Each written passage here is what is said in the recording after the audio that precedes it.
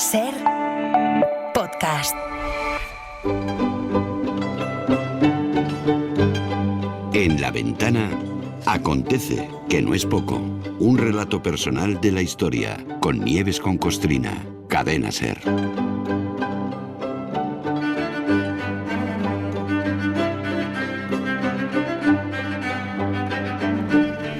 Hola Nieves, buenas tardes. Buenas tardes, ¿Qué tal? Carlas. ¿Cómo estás? Yo muy bien. Hoy muy empezamos el último mes del año y en este repaso diario que hacemos a la historia, oye, pues como vienen fechas navideñas de fraternidad y de alegría, al menos sobre el papel, vamos a abrir diciembre con una de barbaridades, Sí. aunque sea por compensar un poco, ¿no?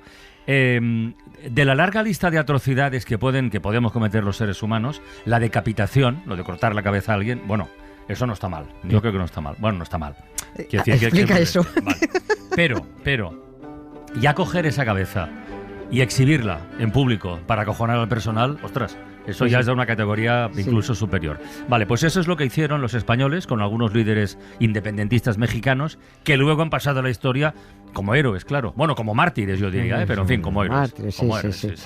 Es que este asunto de las cabezas de los héroes mexicanos lo habíamos dejado ahí colgando. Sí, que está buscando. Sí. Pues vamos a descolgar el sí, asunto, sí. el asunto y las cabezas, que también estuvieron colgadas. Y si hablamos de ello hoy, 1 de diciembre, no es casualidad, es por lo siguiente. A ver.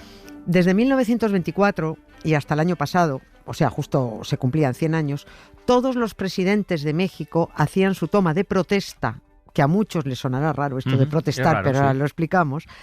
Hacían su toma de protesta, digo, asumiendo el poder ejecutivo de la República los días 1 de diciembre, siempre. Y digo también bien, presidentes, que no presidenta, porque la primera presidenta que ha tenido México también ha sido la primera en un siglo en hacer su toma de protesta el 1 de octubre, que lo hizo el año pasado, no el 1 de diciembre. No ha sido así por romper la norma ni porque ella sea más chula que nadie. Es que previamente a su elección se había cambiado la Ley General de Instituciones y Procedimientos Electorales y se decidió que el cambio de poder presidencial y la toma de protesta se hiciera el 1 de octubre y no el 1 de diciembre. Bueno, esto daba igual, fuera presidente, hombre, mujer, gato o gamusino, daba lo mismo. Y como teníamos pendiente hablar de aquella manía española en el siglo XIX de ir cortando cabezas a todos los independentistas mexicanos que pillaran, pues he pensado que estaría bien hacer hoy, 1 de diciembre, recuento de cabezas. Ay amor, somos gentes de mala cabeza.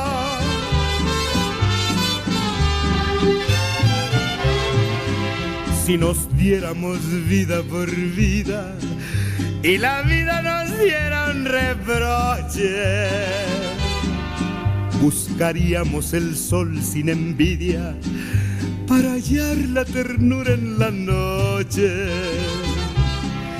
Ay amor, yo te causo dolor, tú me causas tristeza. Ay amor, somos gentes de mala cabeza. Oye, antes de contar cabezas, sean buenas o malas, oye, expliquemos lo de la toma de protesta. Sí. Que será como decir toma de posesión, ¿no? Eso, Me sí, imagino, lo mismo, sí. pero ¿por qué protesta? A diferencia de lo que ocurre en otros países, cuando un presidente de los Estados Unidos mexicanos toma posesión, ni jura, ni promete, ni aparece Dios por ninguna parte, ni mucho menos tienen la novela bíblica estorbando por allí. Que nunca ha entendido que hace un libro lleno de mentiras y fantasías en actos tan serios y tan solemnes. Es inconcebible. Cuando un presidente o presidenta toma posesión, en México dice lo siguiente: protesto guardar y hacer guardar la Constitución política de los Estados Unidos mexicanos y las leyes que de ella emanen, y desempeñar leal y patrióticamente, bla, bla, bla, bla, bla, bla, bla. Sí. La primera constitución que tuvo México tras conseguir su independencia fue la de 1824. Y en ella, pues por las malas influencias españolas, se declaraba que la religión del país, abro comillas, es y será perpetuamente la católica, apostólica y romana. Claro. Por aquel entonces los presidentes estaban obligados a jurar por Dios y por los santos evangelios. Pero en 1857 hubo que elaborar una nueva constitución porque México decidió la separación Iglesia-Estado. Fíjate qué modernos, ¿eh? Sí. Mucho más que nosotros, que estamos todavía en la Edad Media. A partir de ahí, los presidentes juraban el cargo, pero ya habían volado las referencias a los evangelios, a Dios y a la madre que lo parió. Llegaron después las conocidas leyes de reforma, muy importantes en México, en 1860-61, con las que se le fueron poniendo coto y freno a la multinacional. Se nacionalizaron sus bienes, se prohibió que cobraran a los pobres, que canallas que cobraban a los pobres, se dejó de mantener a curas y monjas, se cerraron monasterios, conventos, cofradías y demás sedes de la secta. Ahí se acabó la sopa boba. Y a partir de ahí también se eliminó lo de jurar. Desde entonces el cargo se protesta. Ni se jura ni se promete. Que a nosotros nos suena extraño porque solemos entender que protestar es quejarse de algo, ¿no? Sí. Pero bueno, ya vemos que tiene más acepciones la palabra, ya está. Claro. Sí. Esto lo explicaría mejor Isaías. Seguro. Isaías lo explicaría muy bien. Se lo dejamos ahí puesto en suerte por si hablaba de protestar. Pero en realidad la primera definición de protestar que aparece en el diccionario es declarar o proclamar un propósito. O sea que protestar el cargo está perfectamente dicho porque protestar es sinónimo de prometer. Y como el 1 de diciembre ha sido durante un siglo y hasta el año pasado el día que los presidentes mexicanos protestaban su cargo, hoy vamos a contar por qué los españoles cortaron tantas cabezas a los mexicanos por protestar, entendiéndolo esto en su acepción quejica y disconforme, que creo que es la cuarta acepción que tiene. Y cuando dije que teníamos que hablar de cabezas mexicanas, porque tenían mucho recorrido, también lo dije en su sentido literal. Los españoles, cada vez que fusilaban a un revolucionario durante el proceso de independencia de México, lo primero que hacían era decapitarlos. Y eso hicieron con el cura Hidalgo. El cura Hidalgo. Miguel Hidalgo. El que dio el grito de Dolores desde el púlpito. El que dio inicio de alguna forma oficialmente a la revolución. Sí, ese ¿no? es el grito de Dolores, es lo que da diciendo, venga, pausa una. Ya contamos su historia hace unas semanas. Se bajó del púlpito, colgó los hábitos y agarró un fusil. Su aventura revolucionaria duró un año.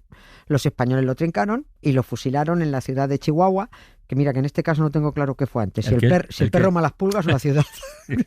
Pues no te puedo ayudar ahí. No. El caso yo supongo que sería antes la ciudad. Digo el perro, o no lo sé. El caso es que días antes de fusilar a Hidalgo, los españoles habían fusilado también a 3 de sus colegas revolucionarios, muy famosos allí, a Ignacio Allende, a Juan Aldama y a Mariano Jiménez. El paso siguiente fue decapitar los 4, enterrar los cuerpos y exponer las cabezas guardadas en jaulas. En jaulas. ¿Es bonito o no es bonito esto? A México les descabezaron a muchos héroes, aunque también es cierto que acabaron siendo héroes porque los descabezaron. Claro.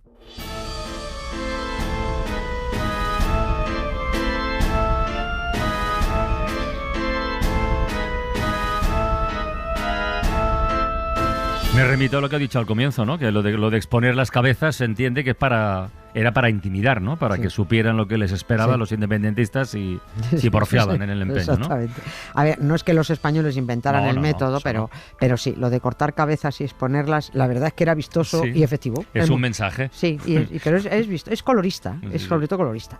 El cuerpo de Miguel Hidalgo fue enterrado en el mismo sitio de la ejecución, pero el destino de la cabeza era Guanajuato, para ser encerrada en una jaula junto a las otras 3 cabezas de sus amigos revolucionarios.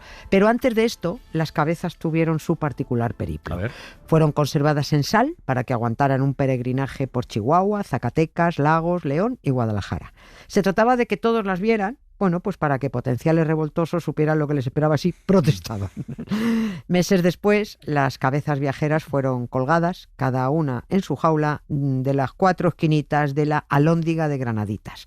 Granaditas está en Guanajuato y era el lugar del primer triunfo de Hidalgo. Entonces dijeron, pues aquí vamos a colgar las cabezas. Cada cabeza en su jaula, pues para que no se escaparan, deduzco. Al lado de cada cocorota había una placa de bronce con el apellido de cada uno y otra placa grande que decía: las cabezas de Miguel Hidalgo, Ignacio Allende, Juan Aldama y Mariano Jiménez, insignes facinerosos y primeros caudillos de la Revolución, que saquearon y robaron los bienes del culto de Dios y del real erario, fueron causa de todos los desastres, desgracias y calamidades que experimentamos y que afligen y deploran los habitantes todos de esta parte tan integrante de la nación española. ¡Viva España! Hostia. Oye, y después de la gira del Cabezas Tour, en algún momento las descolgaría, ¿o no las llegaron a descolgar nunca? No, estaban asquerosas, sí, las descolgaron. Las descolgaron 10 años después, estuvieron 10 años al fresco. En 1821, cuando se consumó la independencia de México, ahí las descolgaron. Las enterraron de momento hasta ver qué hacían con ellas, porque algo había que hacer. Ese cura había empezado la bronca independentista mexicana y fue el que además prendió la mecha de las independencias americanas. Hombre, había que pensar algo grande. En 1823, el Congreso declaró a Miguel Hidalgo padre de la patria Y dijeron, a ver, hay que recuperar las 4 cabezas y llevarlas al altar de la Catedral Metropolitana de Ciudad de México. Se llevaron las cabezas y los restos de varios héroes mexicanos más, pues para tenerlos todos juntos. José María Morelos también, Mariano Matamoros. Estos dos también eran curas, por cierto. Ahí los curas que les salieron protestores. Sí, sí. Después de recolectar héroes muertos por todo el territorio, llenaron la Catedral de Héroes. Pero tanto héroe en una catedral, como que no. Bueno, es que No, en principio los héroes civiles lo que requieren son monumentos civiles, o debería, vamos, no. Eso, es que Parece eso, ¿no? es que eso pensaron Vale, ellos. vale. Entonces, ¿qué haces metiendo héroes en una catedral? Si es todo lo contrario. Y bueno, pues eso decidió el presidente Antonio López de Santa Anna en 1843. No sé si recordarás este tipo, hablamos de él hace tiempo, hace 4 años. Este fue presidente del país 11 veces y fue el que organizó un funeral de Estado a su pierna. A su pierna, sí, Estado- de eso sí me acuerdo. Sí, Sí. pues una historia divertidísima. Bueno, este tipo ya con esto del funeral de Estado a su pierna es un excéntrico que no paraba de tener ideas de bombero. Pues este fue el que ordenó construir un monumento a los héroes de la independencia justo frente a la Catedral Metropolitana de México, que todos hemos visto en la tele, si no en directo en la tele. Es esa inmensa plaza con esa inmensa bandera de México que está ahí en gigantesca, ¿no? Pero el monumento nunca se terminó. Solo se llegó a poner el zócalo, Ahí está. la base del monumento, y ahí se quedó empantanada la obra. Así que el que no lo supiera ya lo sabe. La inmensa plaza de la Constitución de Ciudad de México, todo el mundo la conoce como la Plaza del Zócalo, por claro. el zócalo que se supone iba a sustentar el monumento que nunca se hizo.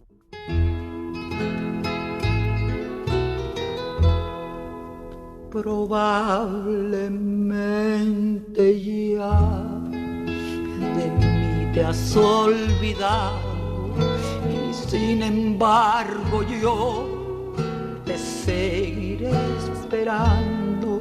No me he querido ir para ver si algún día que tú quieras volver me encuentres todavía. Oye, Nieves, ¿sí que hicieron con los héroes? Pues los dejaban ahí sí, esperando, los ¿no? dejaron esperando en la catedral y pensaron una nueva ubicación para el monumento.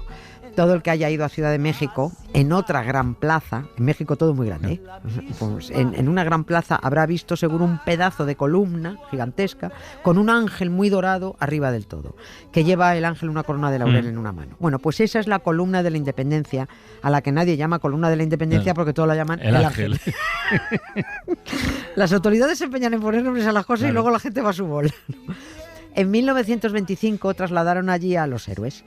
Un batiburrillo, me hace ahora 100 años que fue el traslado. Fue un batiburrillo de 14 héroes a los que estuvieron honrando durante 90 años, hasta que en 2010, entre los actos del bicentenario de la independencia de México, decidieron poner un poco de orden en el batiburrillo y exhumaron a todos los héroes para estudiarlos e identificarlos. Y bueno, que en fin, algún susto ya sabían ellos que se iban a llevar. Pero ¿las cabezas estaban o no? Sí, las cabezas estaban. Vale, vale. Y a esas estaban perfectamente identificadas porque además de estar hechas polvo por los 11 años que estuvieron a la intemperie, colgando en las jaulas, al menos alguien tuvo la precaución, cuando las descolgaron, de grabarles la inicial en la cocorota. Ponía la H de Hidalgo, la A de Aldama, la X identifica el cráneo de Mariano Jiménez y otro cráneo tiene las siglas AE de Allende.